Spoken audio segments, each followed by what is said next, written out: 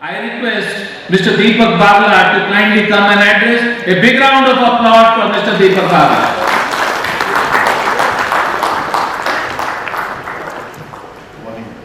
That was a long introduction. I don't know how much of it was true.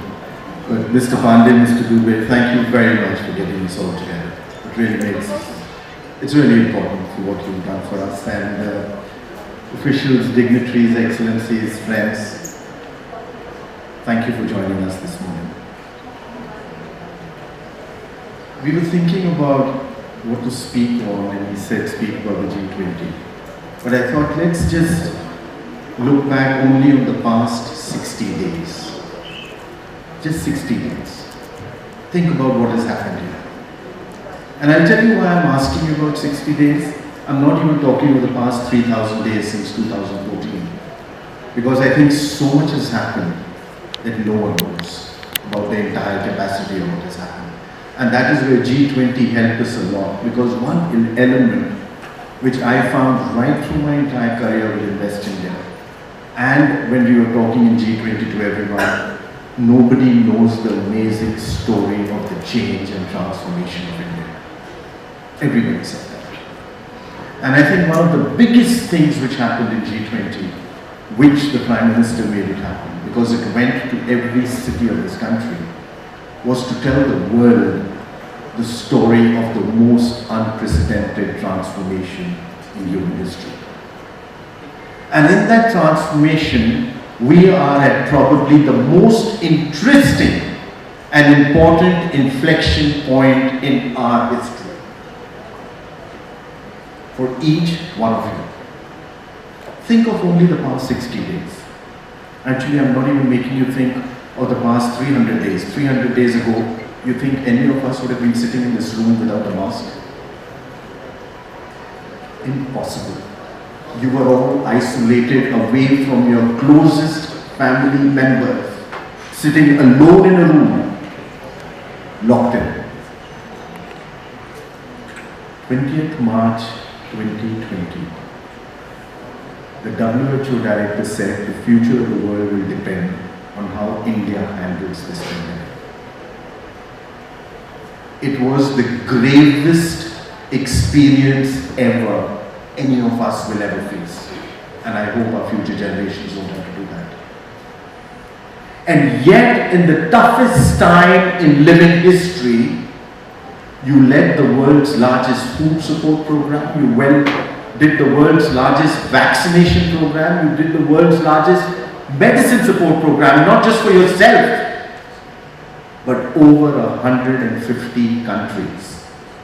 You remember this, when we started, 30th March 2020, you did not have PPEs, you did not have masks, you did not have ventilators, you did not have testing labs. You remember? And yet on the 15th of July, you were exporting masks, you were exporting ventilators to the rest of the world. You did it. You had a leadership and a Prime Minister who was resolute, with a relentless zeal to make it happen. And equally important, a resilient nation which stood together to make it happen. But you remember what the Prime Minister said at that time? The focus was not just on life. He said, I will save life and I will save livelihood. Even during that time when the entire world was locked, you were running the world's biggest water program, the world's largest sustainability program, where even during the midst of that lockdown, you got a drinking water tap to over 110 million people in that lockdown. You know the Jal Jeevan mission which the Prime Minister launched? You all remember that? And remember, getting you a water tap in your house, you may not take it for granted because you stay in the city. 200 million households of rural India do not have a drinking water tap. And tell you, it is not just fixing a tap, it is laying a pipe, it is getting storage, it is getting cleaning that water, it is recycling, it is fixing a meter. While you were locked, there was somebody digging somewhere out there, putting in that pipe, putting in that meter. Even during the lockdown, you reached that water to 110 million people. It was not just life, it was livelihood. And let me tell you the other important thing, because with growth, you need capital. You're all businessmen here. On the 20th of March 2020, when the pandemic hit us, we had just about 45 million depository accounts. 45 million depository accounts. Last year in September, you had over 100 million depository accounts. In the midst of that lockdown, you were taking care of life, but at the same time, you were adding capital to the country's growth. That, ladies and gentlemen, is the new India which you all are creating. And now let me take you to the inflection point which I mentioned. And as I tell you, the most important inflection point as far as our entire generation is concerned. But before I come to the inflection point, think of the past 60 days and tell me your best memories. Remember a day when each one of you had tears in your eyes at 4:35 p.m. when you were watching the television. You were the first to land on the dark side of the moon. Every heartbeat was waiting for that landing to happen. Didn't you feel proud? You were proud of being able to. And then just after that, the World Athletic Meet, I don't know many of you saw, 4x400 women's semi-final. You saw that? I had tears in my eyes when I saw that. Our girls at one time were leading the US. When the race started, they did not even introduce us that well. There was somebody else who was introduced, all the other five. And it was just by said that India. You were numbered 2. There was a time you were leading the US, and mind you, it's not too far away. The men did the same thing. And when the Asian Games happened, look at your medal tally. Ladies and gentlemen, this story has just begun. And when you have the top world leaders of the G20 come into your country and spend time with you, it is not a coincidence. It is not just because you managed it well. It is because today you are a force to reckon with. You had Mr. Prem Singh tell you about the startup. Let me tell you about the startup. Startup India was launched by the Prime Minister and you were there. 16th January 2016, I still remember it. He said, let's make it into a country not of job seekers but of job creators. 2016, today you are what? 2023.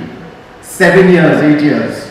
You are number 3 in the world in number of unicorns, number 2 in the world in number of startups, number 1 in the world with new startups adding every day.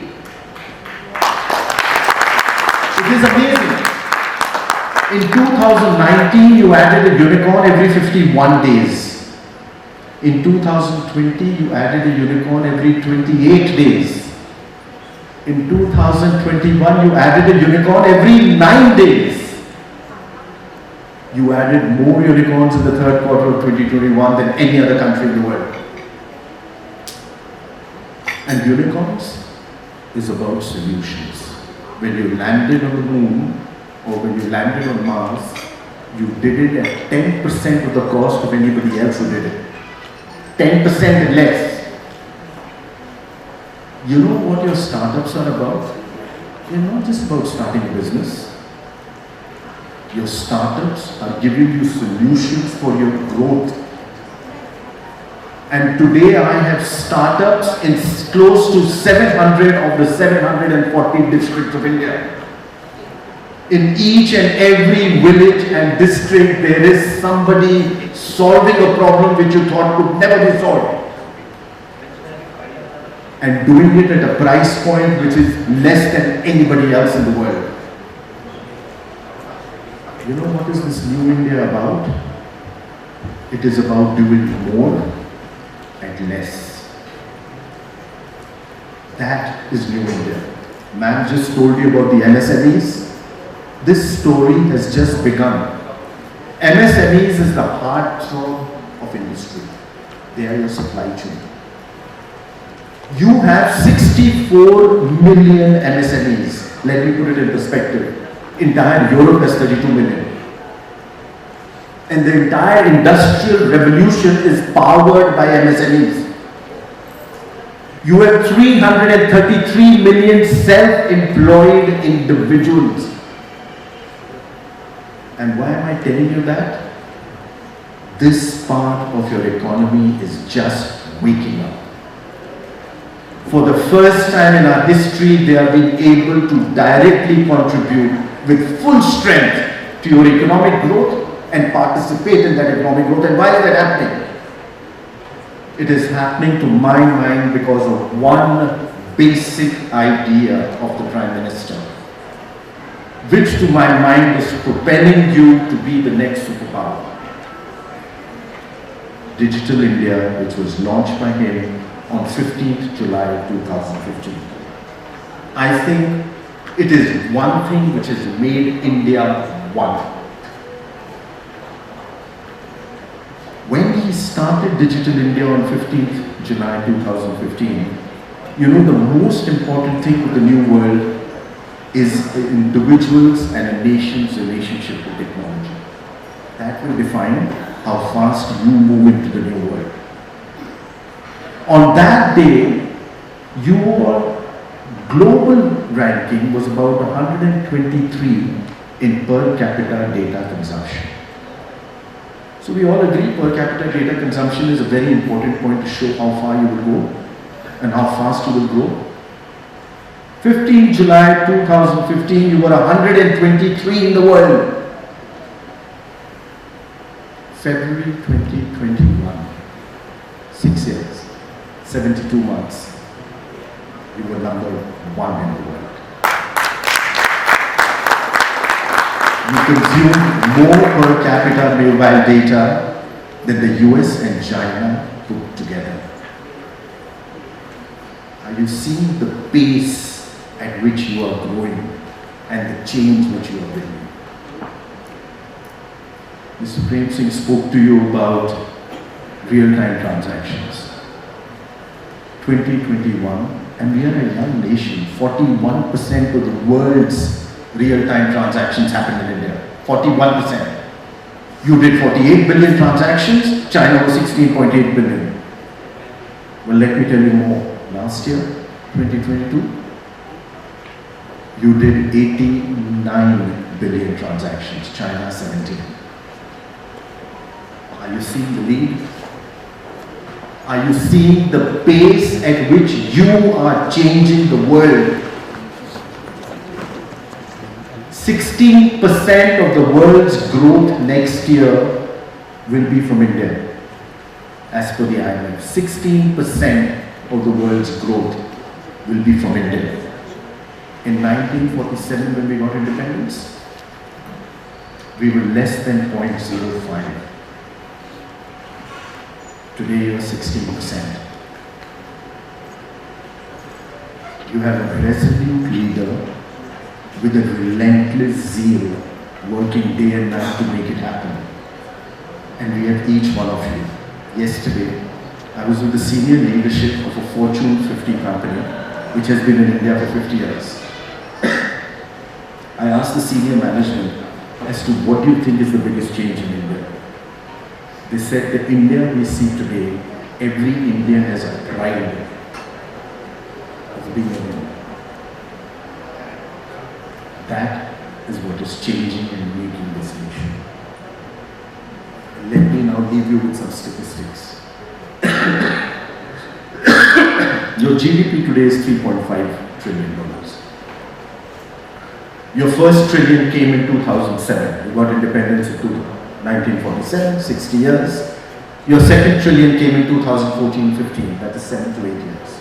Your third trillion came in 2019-20, that is 5 years. Your fourth trillion will be next year.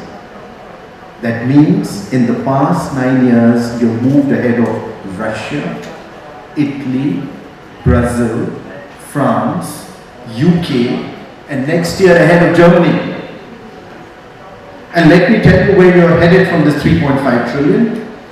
Just let us look at this growth of all the states. The total growth of India is the average growth, total growth of the states, right? If I look at the average growth of the states of India, by the way, you have 28 states and 8 special territories, just to put it in perspective. And let's pick up a period from 2014-15 to 2019, just before you got into the pandemic. 24 of our states grew at over 10%. 24 states grew at over 10%. If I just extrapolate that for the next 9,000 years, that will add you $42 trillion. Another 12 states grew at 8 to 10%. I extrapolate that, that takes you to $9 trillion. I've just given you the average growth of the past. I'm not even telling you how fast they are moving.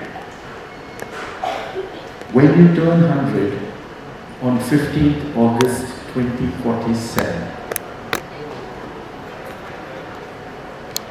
let's say you will have a GDP of anywhere which is $50 to $55 trillion. The global GDP at that time is going to be about $200 to $220 trillion. Remember the circle of life? In 1750, 25% of the world's GDP was you. On 15th August 2047, 25% of the world's GDP will be you. And on that day, 20% of the world's human resource will be in India.